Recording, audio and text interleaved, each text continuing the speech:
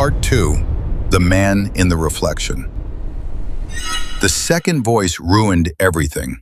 Detective Aaron Malik replayed the video in the darkened evidence room, the glow of the monitor carving sharp lines into his face. Jason's voice was frantic, breathless. "Leave it, we don't have time." Then the other voice, calm, controlled. "You're panicking." The reflection appeared for less than a second in the car window. A shoulder, a jawline, a silhouette just behind Jason. Not a bystander, not a stranger wandering into a nightmare. Someone standing close enough to advise him, close enough to guide him. Malik froze the frame and zoomed in until the image fractured into pixels. The reflection blurred, but one detail sharpened. A ring, heavy, square-faced, on the right hand. Jason didn't wear jewelry. The power shifted instantly. Jason hadn't acted alone, which meant the man serving life without parole might only be half the story. The prison visit this time was different. Jason didn't smile. He didn't lean back in the chair like he had before. He looked tired, cornered. Malik slid the still frame across the metal table. "You weren't alone," he said quietly. Jason stared at the image too long. "That's just a reflection," he muttered. Malik leaned in. "It's also a ring you don't own." Silence stretched. Jason's jaw tightened. "He said it would scare her," Jason whispered finally. Not that." "Who?" Malik pressed. Jason swallowed hard. For the first time since his arrest, his hands trembled.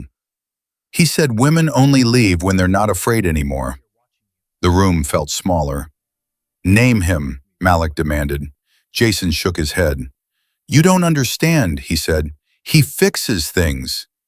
"Fixes what?" "Problems." Back at the station, Malik ran every known associate in Jason's circle. Co-workers, gym buddies, old classmates. One name surfaced again and again in subtle ways. Caleb Mercer, 42, private security contractor, occasional consultant in messy breakups and custody disputes. No criminal record, but 3 previous domestic homicide cases in the past 8 years had one common thread.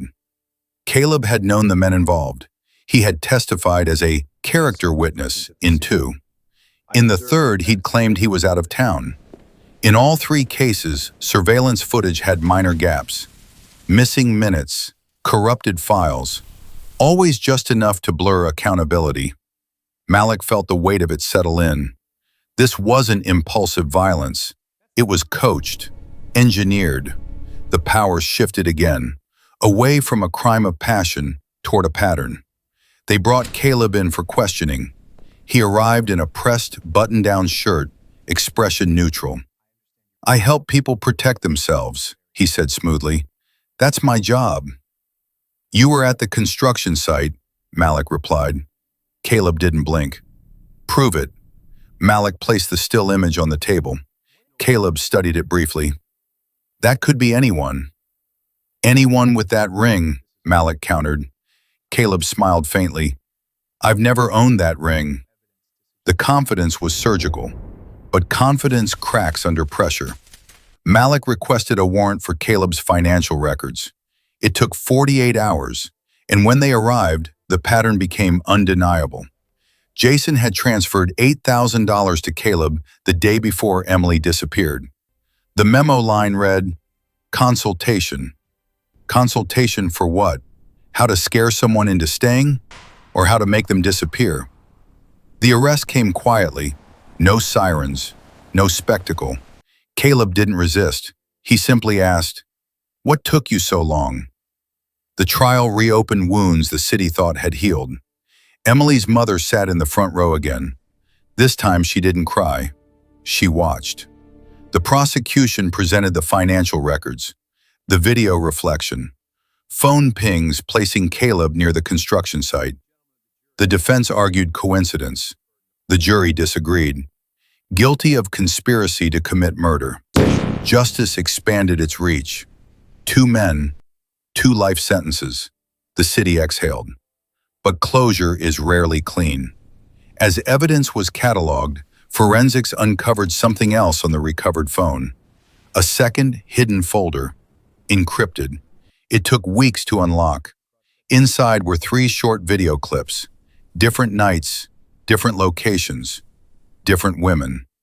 Each clip showed a man arguing with someone off camera. Each clip ended before violence began. But in every reflection, the same square-faced ring. Caleb hadn't just advised Jason. He had rehearsed others. And no charges had ever been filed in those cases. Malik stared at the final clip.